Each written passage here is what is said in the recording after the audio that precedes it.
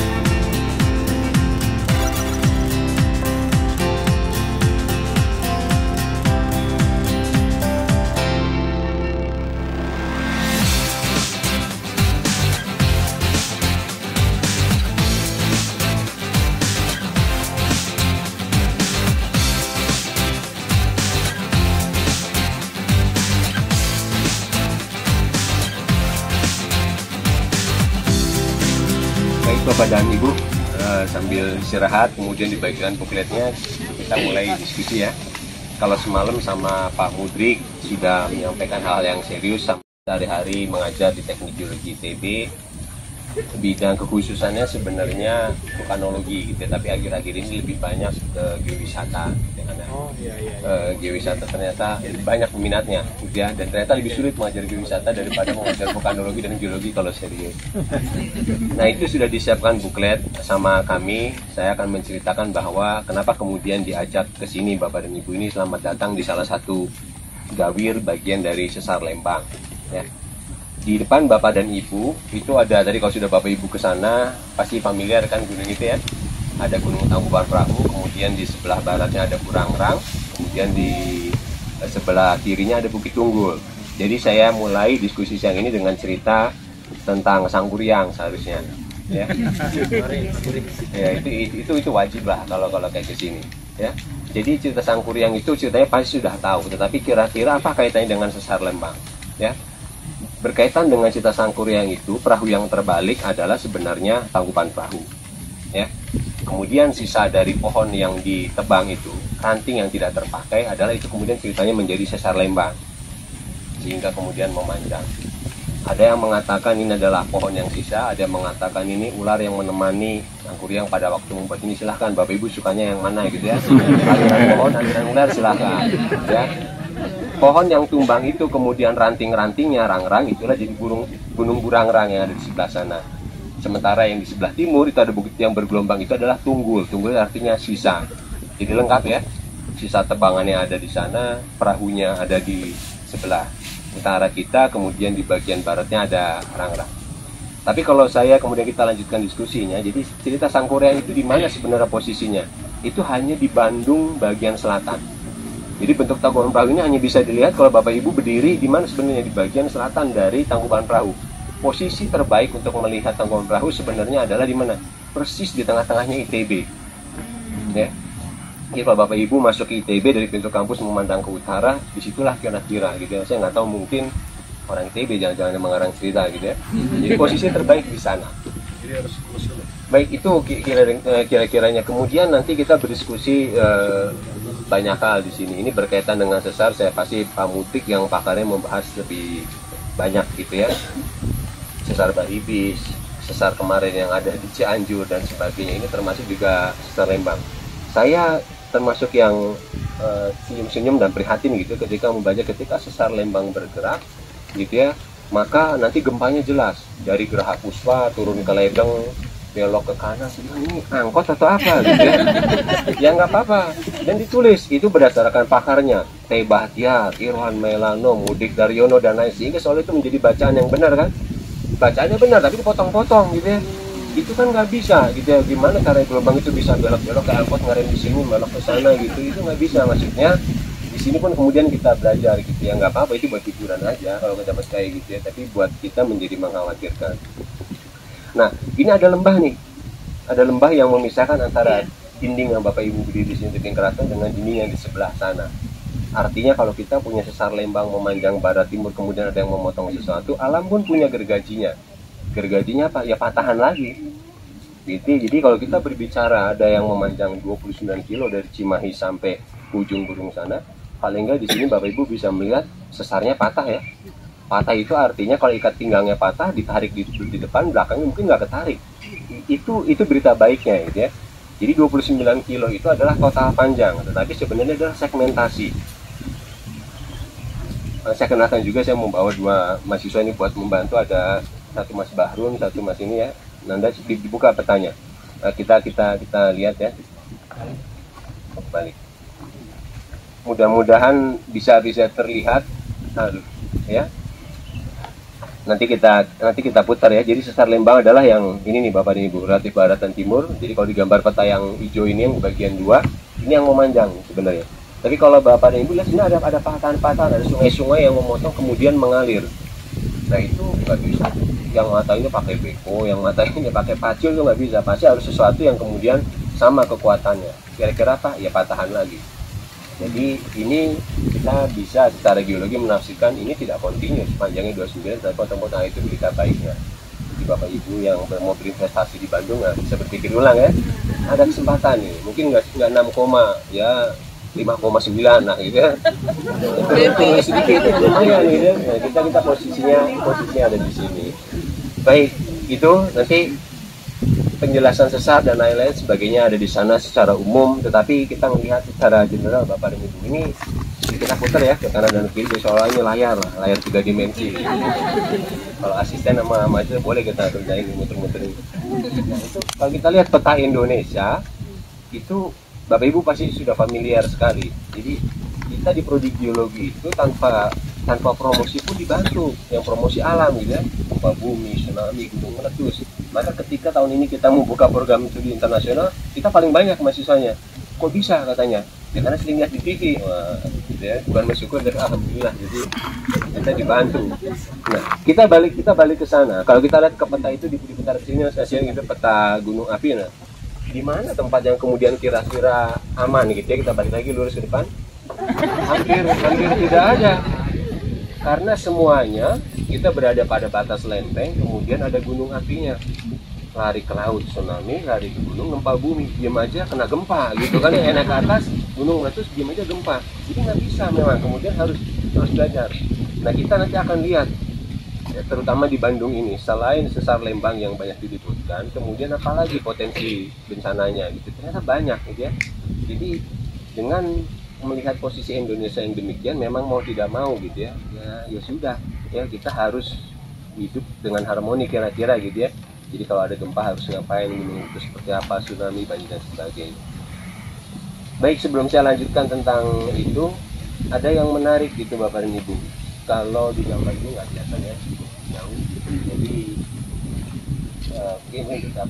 kita balik lagi ke Bandung. Ada di peta itu saya gambarkan tentang Danau Bandung kalau tidak salah ya. Ya. Jadi salah satu penyebab Danau Bandung adalah letusan Gunung Sunda Purba. Sunda Purba itu gunungnya kurang lebih diestimasi ketinggiannya 4.000 meter. Jadi ini ada yang menafsirkan bahwa sesar Lembang itu sebenarnya bukan patahan, tetapi dinding kaldera. Sisa dinding kaldera, di mana kemudian kudus parasiternya adalah Burangrang, Tangkuban Perahu, kemudian Cipu dan sebagainya. Boleh nggak ya? Boleh saja. Tetapi kalau kita punya Sunda Purba yang kita tafsirkan tingginya 4.000 meter, ini hampir setara dengan Krakatau pada waktu sebelum meletus besar ya. Itu berarti kita harus punya kurang lebih produknya yang sama.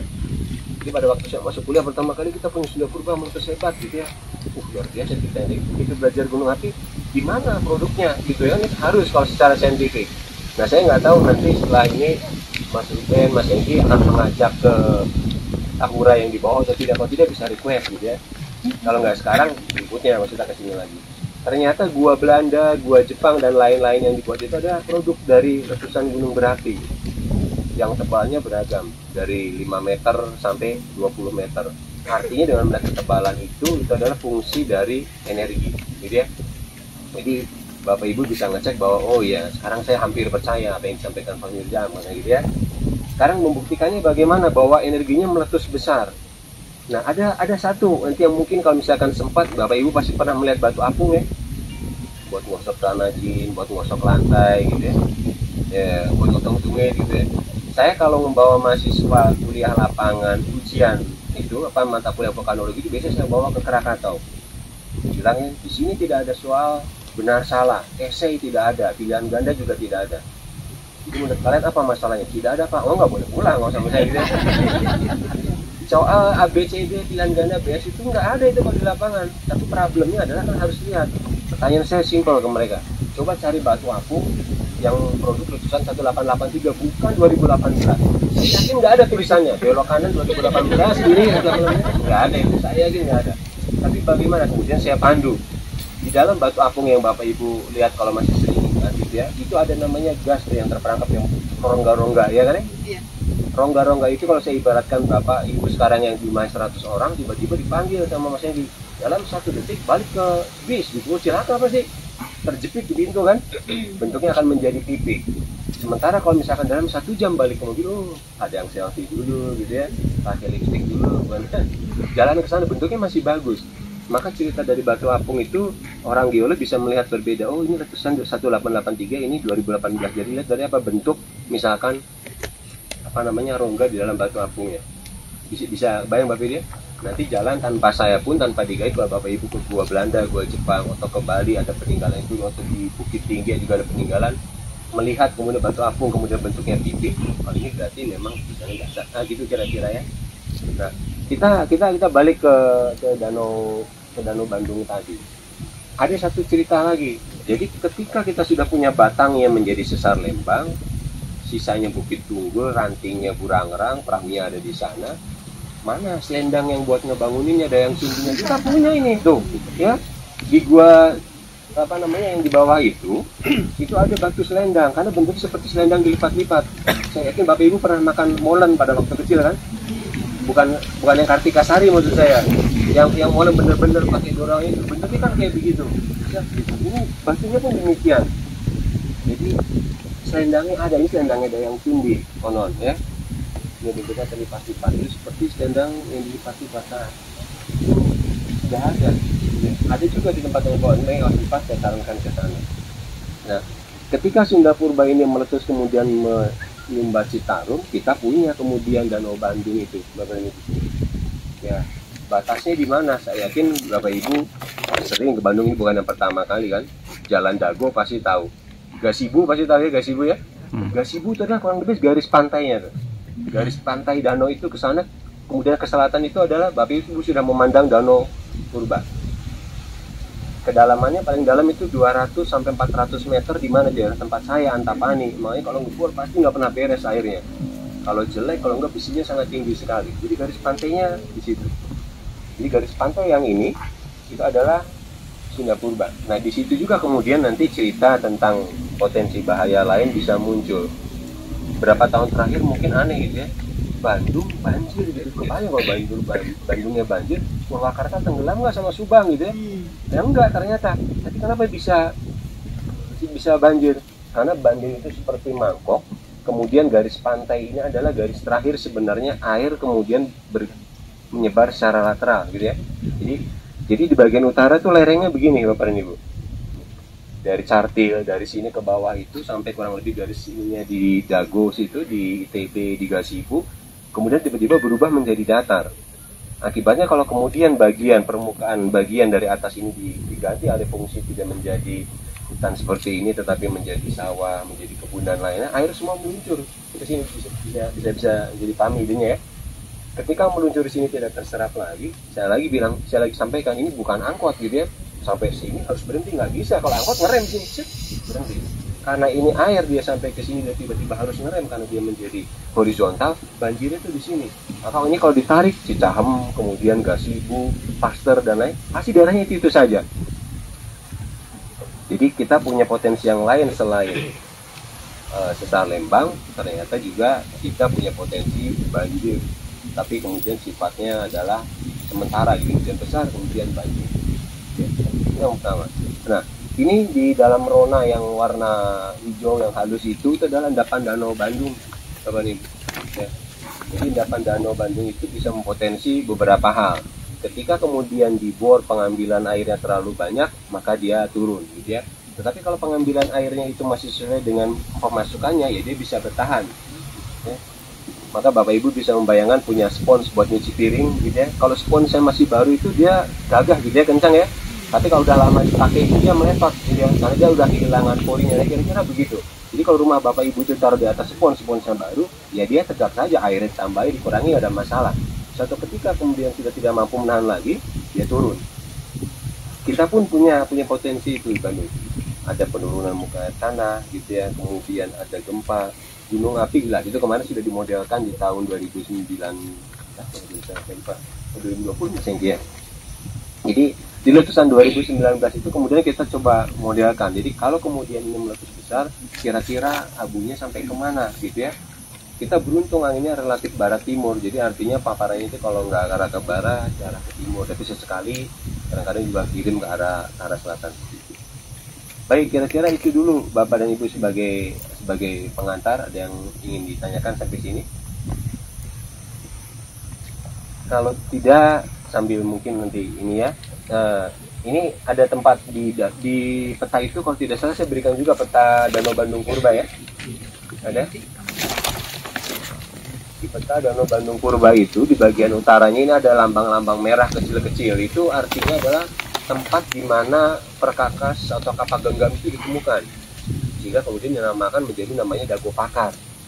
Tempat baru ibunya pada di daerah Dago Pakar kan, karena banyak pakar yang membuat kemudian perangkat yang terbuat dari obsidian. Obsidian itu gelas vulkanik yang diambil itu dari daerah Nagrek, dari bagian timur dari Cekungan Bandung.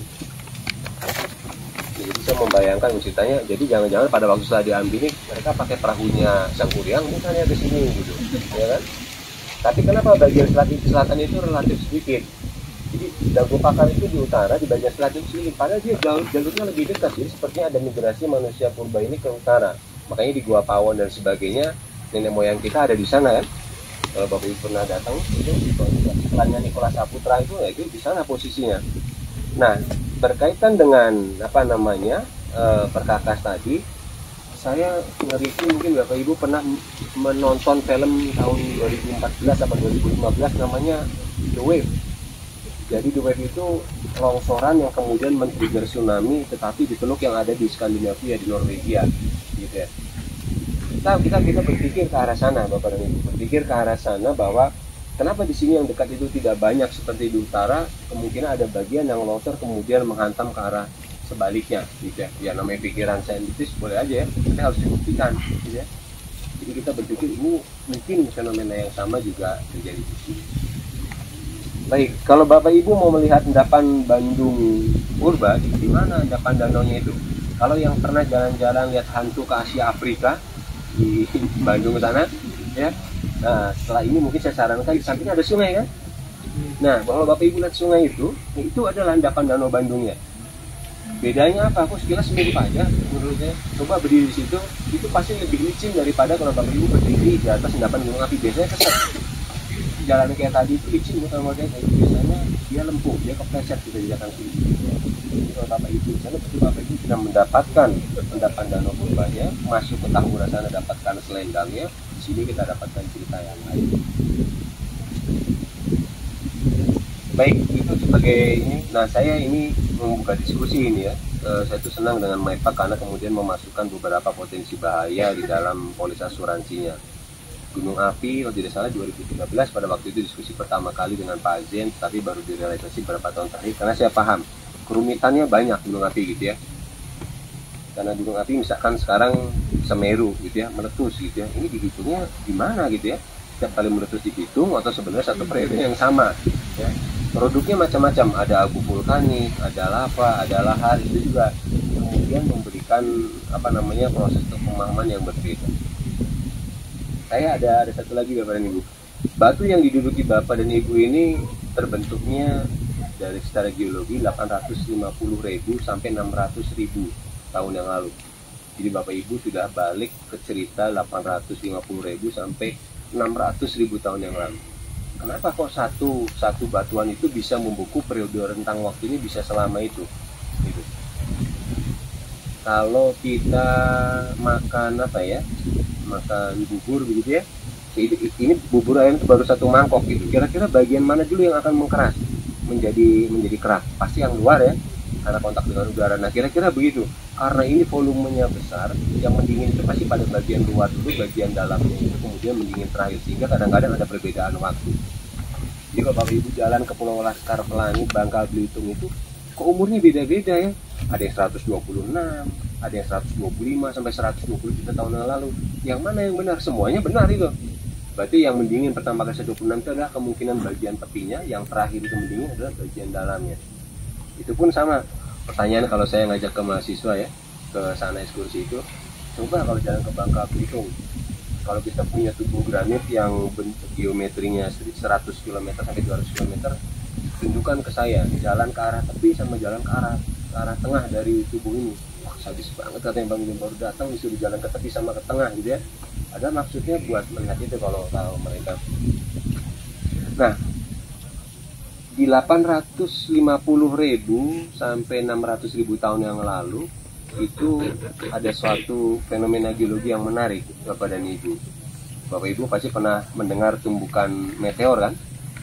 Nah, tumbukan meteor, bukan meteor garden, meteor beneran ini. Meteor yang menyebabkan dinosaurus musnah. Nah, itu pasti pernah dengar, ya. Dalam skala yang lebih muda, umur yang lebih muda dan skala lebih kecil, ternyata buktinya itu ada di sini. Buktinya ada di sini dan di Batu Nyusun yang ada di Dago Pakar itu sama kita, para penggiat geopark Sunda sedang diperjuangkan. Bahwa itu jangan diapa-apakan gitu ya. Bahwa bukti tumbukan itu ada di sini. Tapi sebelum cerita ke sana, saya cerita dulu tentang tumbukan meteor. Nggak apa-apa ya, jadi kalau serius nanti nggak asik, ini yang santai aja. 65 juta tahun yang lalu, ketika ketika meteor menumbuk ini kemudian memusnahkan dinosaurus, itu pun berkembang teorinya. Kenapa saya menceritakan ini? Karena ternyata ada kesamaan tempat pada waktu meteor itu jatuh, itu tidak di sembarang tempat, hanya tempat yang beruntung gitu. Nanti nggak tahu kalau di tempat di rumah Bapak Ibu batuannya itu bisa jadi suatu saat dihampiri gitu ya. Baik, 65 juta tahun yang lalu saat meteor jatuh ke Gulf Meksiko kemudian memusnahkan dinosaurus, kajian berikutnya ternyata tidak single meteornya. Jadi kan dikatakan tumbukan meteornya sangat besar kemudian memusnahkan dinosaurus gitu. Ternyata tidak demikian Bapak dan Ibu. Jatuhnya itu di beberapa tempat ya. Ada yang jatuh di Amerika, ada yang jatuh di Gulf of Mexico, ada jatuh yang kemudian di Afrika. Makanya kemudian riset itu menjadi penting, kalau tidak maka cerita tentang tumbukan itu kemudian tertutupi. Contoh 2018 pada waktu Krakatau longsor dan meletus, itu kita kemudian di tahun 2019 itu hanya beda berapa bulan, kita harus mengambil data. Karena kalau tidak mengambil data di sekitar Krakatau, itu endapan sedimen itu menutupi cerita keganasan letusan. Bisa dibayangkan ya? Jadi batuan yang berserakan ini sebesar tas saya, handphone itu mewakili geometri yang dikalikan ratusan kali lipat ya, ditutupi sama endapan laut itu. Jadi kita sedikit terlambat aja maka cerita hilang. Maka seolah-olah tuh Krakatau itu anak baik-baik saja, padahal tidak kan gitu ya. Itu hanya selang 6 bulan. Seismik itu masih merekam bahwa ternyata batuan itu berserakan sebesar kota London di bawah sana, dengan diameternya dari 750 meter sampai yang skalanya sentimeter. Bayangkan, sedikit terlambat, lewat kita. Maka pada waktu itu kan kita bilang, yang longsor itu hanya 2 kali lapangan bola. Begitu kita lihat di bawah permukaan, 2 kali lapangan bola itu hanya 40%-nya. 60% itu ternyata yang longsor di bawah. Maka pemodelan tsunami yang dibuat pada waktu itu nggak cocok. Kalau longsornya 2 kali lapangan bola, datang run up dan waktunya nggak pas. Begitu kita cek di bawah permukaan, 60%-nya itu berada di bawah sana.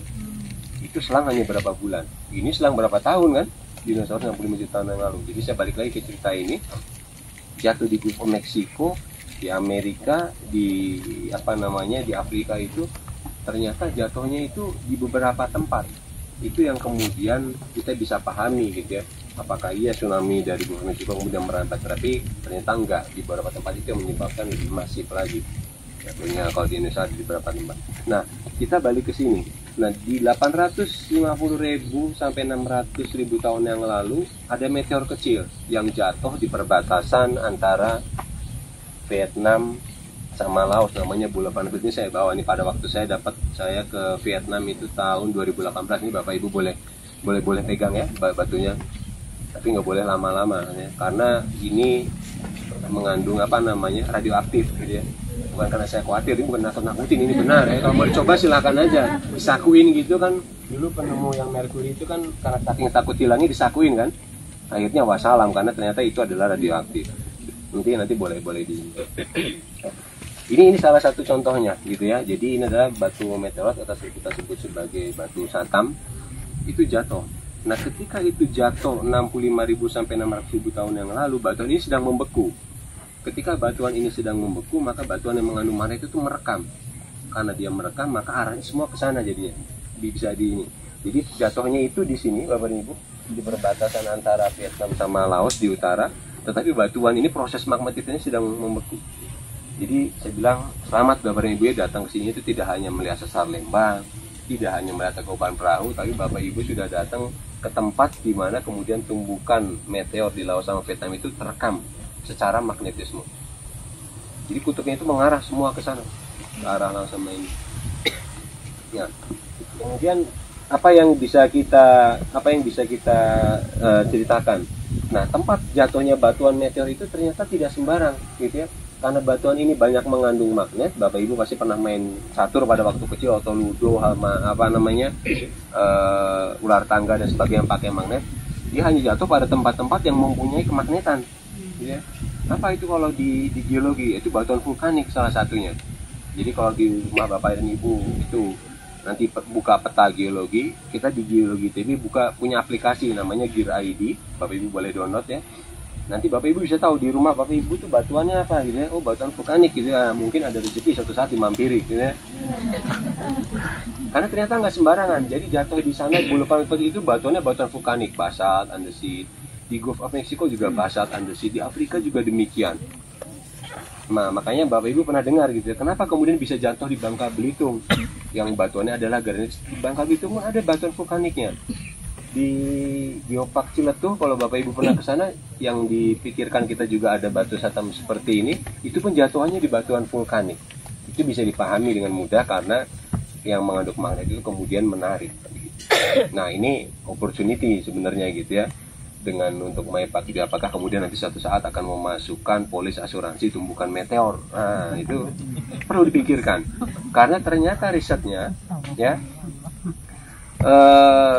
kawah yang di Afrika itu dengan lebar 400 meter itu pada waktu kemudian disimulasi ya, batuan yang jatuhnya itu ukurannya 5.000 megaton, ledakannya setara dengan 5.000 megaton TNT ya. Akibatnya tsunami apa? Jauh lebih besar yang ceritakan Mas Mudrik semalam. Kalau Mas Mudrik cerita tentang tsunami ya, berapa tingginya? Di titik tempat jatuhnya itu ketika disimulasikan 2 km. 2 km Bapak Ibu bayangin, ke atas juga nggak kelihatan itu ya. 2 km. Kecepatannya berapa? 470 km per jam pada jarak 50 km dari titik jatuhnya. Saya nanti bisa berikan paper ininya gitu ya, bagaimana mereka mengolah itu. Jadi tinggi, kemudian kecepatannya 470 km pada jarak 50, pada jarak 1000 km dari titik jatuhnya tingginya itu masih lumayan 5 meter, tetap aja kelelep gitu ya. 1000 km loh itu 5 meter. Kemarin kalau sempat rame ketika Semeru meletus, Jepang mengeluarkan early warning, saya bisa memahami gitu karena saya pernah tinggal di Jepang selama 3,5 tahun. Mereka sangat berhati-hati sekali terhadap bencana gitu ya. Kenapa? Karena saya cerita ke Semeru sedikit ya. Karena pada waktu 1986 itu pernah terjadi gempa pada tempat yang tidak umum. Kalau di Jawa itu kan gempa di selatan umumnya ya. Bagian pantai barat Sumatera itu tempat kejadian gempa. Tapi ketika terjadi di utara orang nggak ekspektasi. Itu pernah terjadi pada waktu 1986. Gempanya hanya kecil. Ombaknya juga kecil, hanya beberapa meter saja, 1 meter sampai 1,2. Tetapi sayangnya pada waktu itu sedang seperti ada Bapak dan Ibu pada ekskursi di pantai tempat saya kuliah dulu di Akita. Nah, ekskursi anak kecil, masalahnya TK. Jadi 1,5 meter itu ya 1 sampai 1,2 itu tinggi buat mereka. Jadi meskipun posisinya kemudian itu saya bisa memahami gitu kekhawatiran mereka sehingga dikeluarkan kemudian ditarik lagi. Itu kejadian yang lebih lama. Kejadian yang lebih dekat adalah yang kemarin di Januari tahun ini ketika gunung yang itu meletus kan ya, tsunami-nya kan merambat kemana-mana. Jadi kira-kira begitu orang Jepang menyangka berpikirnya.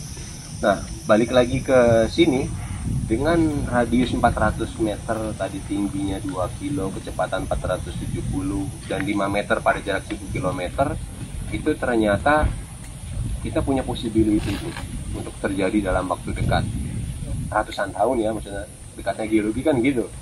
Jadi ratusan tahun itu masih kita berada dalam satu umur yang sama. Jadi, makanya bercandanya saya sudah senior. Kenapa? Kalau kita di geologi masih satu umur gitu ya, karena umurnya ratusan tahun makanya. Nah, berapa possibility akan terjadi dengan ini yang sama? Ada asteroid, Bapak Ibu bisa search di internet, namanya asteroid Bennu gitu ya. Itu dalam ratusan tahun ke depan itu akan jatuh ke kita. Bahkan sudah diprediksi tahunnya. Itu tahun 2175 sampai 2195. Bahkan sudah bisa diprediksi akan jatuh. Kalau itu jatuh akan sama seperti yang jatuh di Afrika yang saya ceritakan tadi gitu. Jatuhnya belum tahu, tapi saya udah bisa prediksi jatuhnya pasti nggak akan jauh-jauh yang daerahnya banyak batu vulkaniknya, karena kemudian batu-batu ini akan jatuh ke tempat yang banyak magnetnya. Dia bisa dipahami kayak main catur kan, begitu dia sejenis dia nolak, begitu beda dia narik gitu ya, posisinya begitu. Demikian Bapak Ibu sebagai pengantar, mangga barangkali ada ingin didiskusikan dan ditanyakan, mudah-mudahan tidak hanya dapat inginnya gitu ya, tapi dapat cerita tentang Danau Bandung, kemudian problemnya apa saja, potensi bahayanya apa saja, termasuk beberapa daerah di sekitar kita.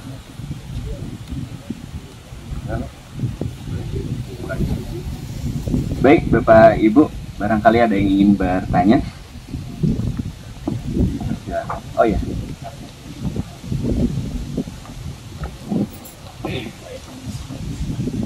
Terima kasih Pak.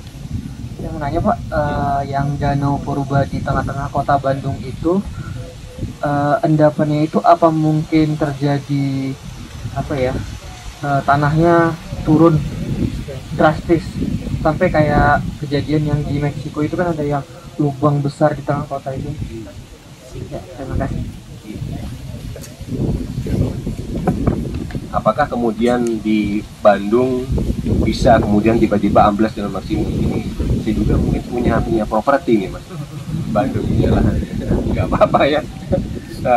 Dua hal yang berbeda. Yang terjadi di Meksiko sama negara bagian Arizona itu, bagian bawahnya itu seperti batu gamping yang ada di Gunung Kidul itu, Bapak dan Ibu. Batu kapur, kalau Bapak Ibu lewat ke Padalarang ada batu kapur ya. Itu bayangan batu kapur itu sangat reaktif gitu. Ya, kena air hujan dia larut, kena asam lemah apalagi. Makanya kalau maksud saya gini, kalau Bapak Ibu kemudian dengan senangnya, lantai saya marmer di rumah gitu ya, harusnya marmer tuh nggak bereaksi. Sama kalau air bakso tumpah, ada anak ngompol tuh nggak bereaksi. Tapi kalau kemudian anak kita ngompol dia ngecos gitu, nah ini pastikan ini daripada larang gitu. Itu bukan marmer, saya harus katakan ya. Mau protes ya silakan gitu kayak yang jualnya. Nah, batu itu kira-kira karena saking mudahnya bereaksi bahkan dengan air hujan pun larut, itu kadang-kadang ada sungai di bawah tanah. Ada sungai di bawah tanah. Akibatnya apa kalau ada sungai di bawah tanah? Longsornya terjadi bukan pada waktu musim hujan, tapi pada waktu musim kemarau. Karena pada waktu musim kemarau, ketika rongga itu terisi sama air, dia ada yang nahan, kira-kira begitu ya. Maka Bapak Ibu bisa ngapung. Dia mah kolam renang pasti ngapung sendiri. Tapi kalau misalkan nggak ada airnya, maka beban itu kemudian tidak ada penyangganya lagi. Tapi geolog ada solusinya gitu ya. Saya mau tinggal di sana tapi tidak mau masuk ke lubang neraka, katanya disebut sebagai lubang neraka orang Amerika, kan tiba-tiba plus masuk ke dalam. Bisa dua, bisa pindah, atau kemudian kalau ini adalah tangan saya ini adalah rongga begini, fondasinya dikedalamin terus tembusin sampai ngelewatin rongganya, bisa paham Bapak Ibu. Jadi kalau atasnya ambruk, rumah Bapak Ibu melayang gitu. Gitu. Ya, tapi paling nggak masuk gitu kan, masih ada kesempatan naik helikopter kalau selamat. Ya.